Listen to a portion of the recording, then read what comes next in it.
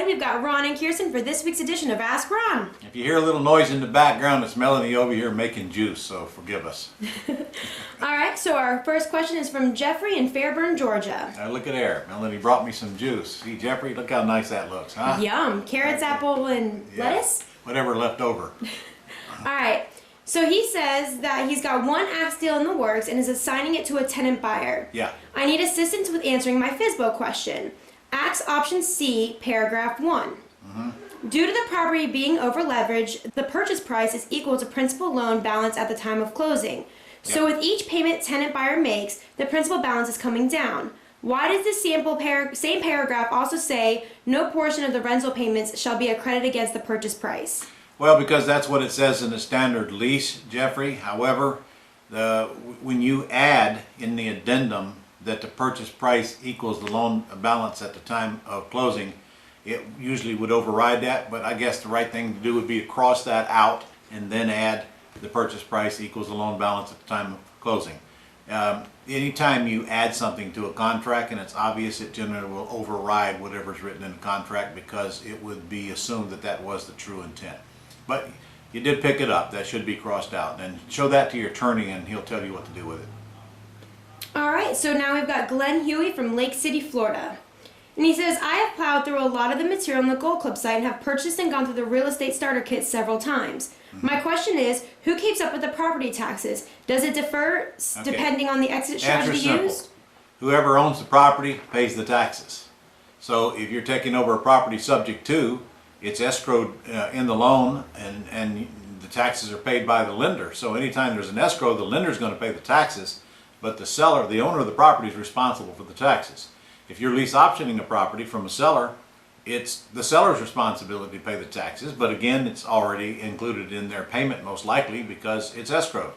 So if you do not own the property, you do not pay property taxes.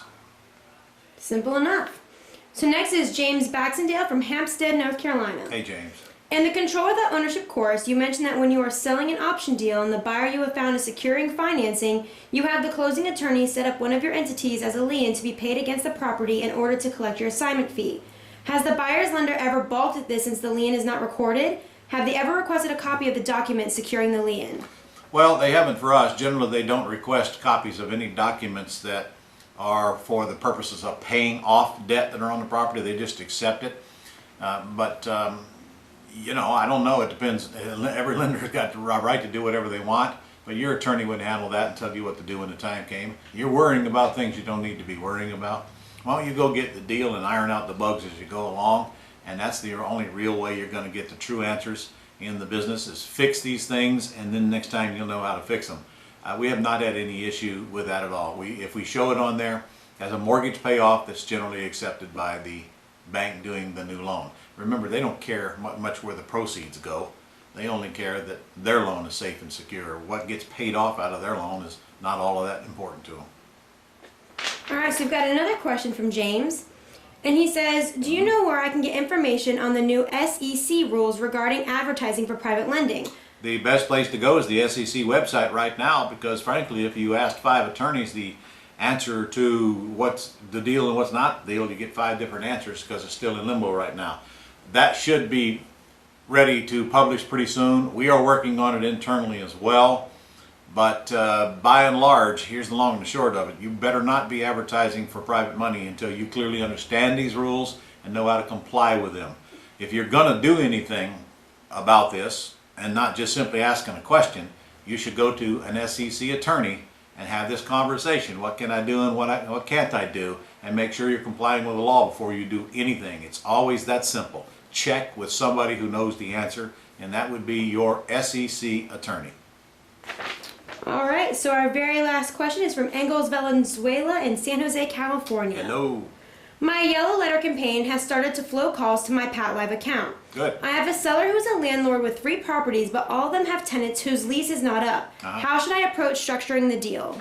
Well, you could just simply do an option, or actually you could do a lease. If they don't have the option to buy, there's nothing wrong with the seller working out a lease option with you as long as it's clearly disclosed to you, basically, that there's an underlying lease on the property. The easiest thing to do would be to simply option it, since the tenant that's in the house does not have the option, they only have the lease.